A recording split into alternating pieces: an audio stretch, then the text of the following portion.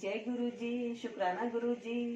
गुरुर् ब्रह्मा गुरुर्विष्णु गुरुर्देवो महेश्वरा गुरु साक्षात परब्रह्म तस्मै श्री गुरुवे नमः।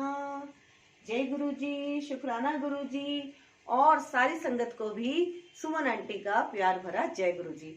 संगत जी, मैं सुमन आंटी आप सबका स्वागत करती हूँ गुरुजी ब्लेसिंग कल्याण गीता चैनल पर और आपसे निवेदन करती हूँ कि मैंने इस चैनल पर दिव्य आभा का पाठ किया है और आप सभी लोग उसे अवश्य सुने। सत्संग से मिलती है हमें अपार शांति। जीवन में शांति ही तो नहीं होती, बाकी तो सभी कुछ होता है ना। सब कुछ है भगवान का दिया, लेकिन कहीं ना कहीं हम शांति की तलाश में हमेशा घूमते रहते हैं। और ये इसी प्रकार से होता है जैसे हम सब ने बचपन में सुना है कि एक हिरन होता है और उसकी नाभि में ही कस्तूरी होती है, लेकिन वो सब जगह ढूंढता रहता है कि खुशबू कहाँ से आ रही है। हमें भगवान को तलाश करने की कहीं भी जाने की जरूरत नहीं है, क्योंकि वो तो हमारे भीतर ही है ना। अगर हमारे अच्छे विचार होते हैं तो हमारा मन ही मंदिर है ना। हमारे विचार अच्छे होने चाहिए, तभी तो हमारा मन मंदिर होता है। जैसे हम अच्छा खाना खाते हैं तो हमारा तन ही मंदिर है ना। अगर हम ऊट पटांग खाते हैं तो हम क्या होते हैं, अस्वस्थ हो जाते हैं। तो अगर हम अच्छा खाना खा रहे हैं तो हमारा तो तन ही मंदिर है ना। और विचार मस्तिष्क में आते हैं, तो मस्तिष्क हमारा कैसा है? अगर अच्छे विचार हैं तो मस्तिष्क ही मंदिर है। हमारे दिमाग में विचार अच्छे होने चाहिए, क्योंकि काम तो हमारे हाथ करते हैं और काम हमारे पांव करते हैं, लेकिन हमें डायरेक्शन कौन देता है? हमारा दिमाग, हमारा मन। और हमारा मन कैसा है? बहुत चंचल है, ये हमेशा व्याकुल रहता है। तो व्याकुल मन को शांत करने के लिए गुरु जी की अपार ब्लेसिंग से मैंने दिव्य आभा का पाठ किया है और अनेकों अनेकों अनेकों सत्संग है दिव्य आभा में, जिससे सुनकर हमें बहुत पॉजिटिव एनर्जी मिलती है। कभी कभी तो किसी सत्संग को सुन के ऐसा भी फील होता है कि हे प्रभु, कितने कष्ट हैं इस जीवन में, कितने कष्ट हैं। लोगों के नाना प्रकार के जब हम कष्ट सुनते हैं तो तब हमें अपना दुख ना थोड़ा लगने लग जाता है ना। आपने सुना है ये बात, पहले सुनी होगी कहीं ना कहीं, कि जब हम दूसरों का दुख देते हैं, दुख देख रहे होते हैं ना, तब हमें पता चलता है कि हम सोचते हैं हम बहुत दुखी हैं, लेकिन ऐसा लगता है कि जब हम दूसरों का दुख देख लेते हैं कि वास्तव में कि हम तो बहुत सुखी हैं। इस बात को प्रमाण करती है दिव्य आभा के सारे सत्संग। जब आप उनको सुनिए आपको फील होगा कि सच में इतनी इतनी घटनाएं हैं, इतनी इतनी घटनाएं हैं कि सुन के इंसान के रोंगटे खड़े होते हैं, डर लगता है। और ईश्वर से बहुत ज्यादा शुक्राना हम फील करते हैं कि भगवान आपने हमें बहुत ही तकलीफों से दूर कराए और शुक्र है भगवान का, हम बहुत ही जल्दी ईश्वर की शरण में आ गए। क्योंकि ईश्वर की शरण में आ गए तो हम तो अब ईश्वर का परिवार हो गए ना। जैसे एक मुखिया की जिम्मेदारी होती है परिवार के प्रत्येक सदस्य को सुखी रखने की, अपनी तरफ से कोई भी ऑनर है घर का, है ना, वो छोटे बड़े जितने भी सदस्य हैं, कई बार तो हम देखते हैं कि हमारा बच्चा गलती कर रहा है लेकिन हम उसको माफ कर देते हैं।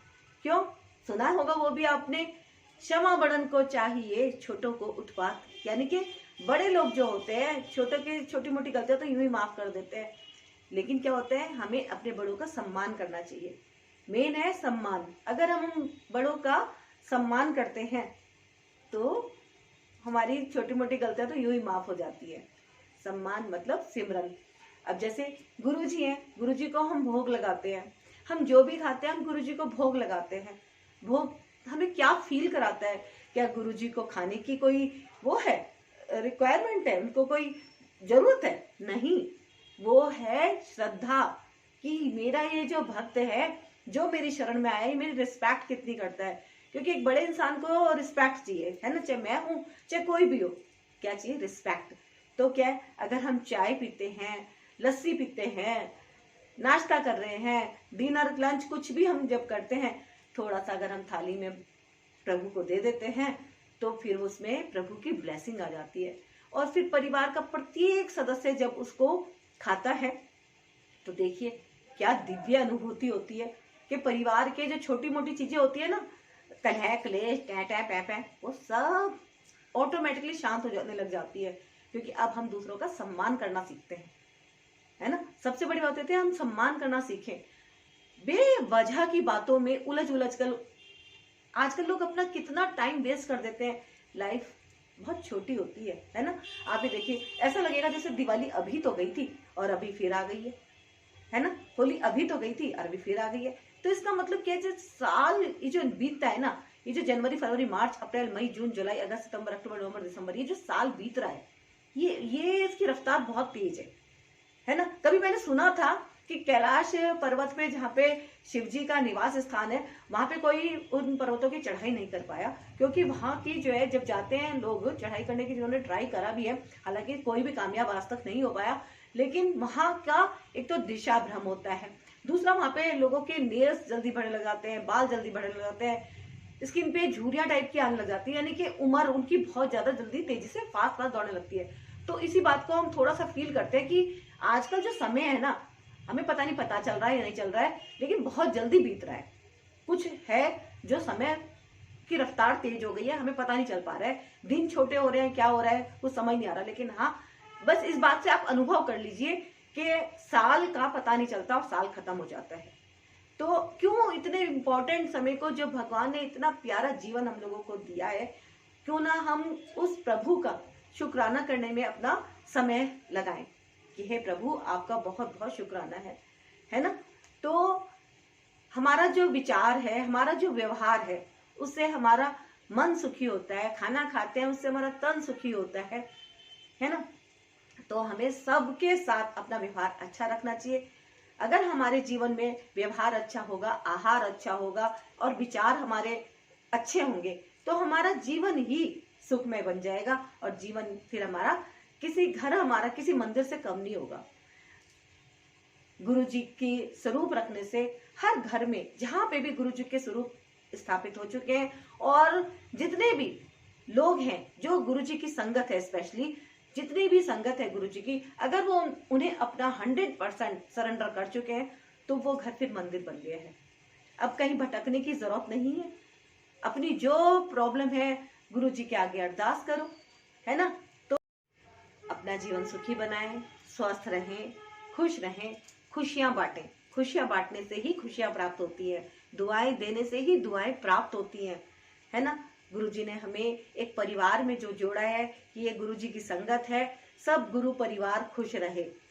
और दिव्य आभा के पाठ अगर आप सुनते हैं तो आपको खुद पता चलेगा कि हाँ, सत्संग में कितनी ज्यादा पॉजिटिव ऊर्जा होती है और हमारे बिगड़ते काम भी बनने लग जाते हैं।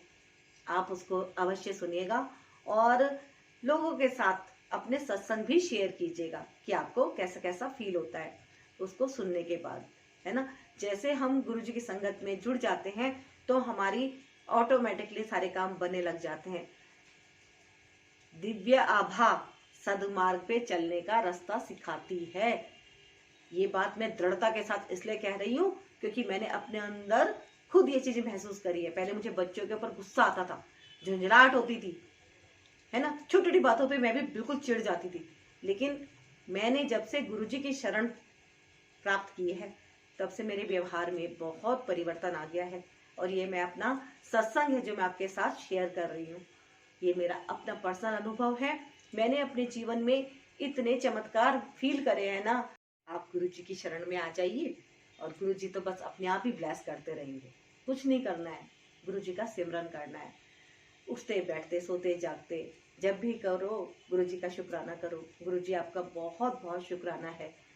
दर तेरे आके शीश झुकाना एक उसूल हो गया, दर तेरे आके शीश झुकाना एक उसूल हो गया।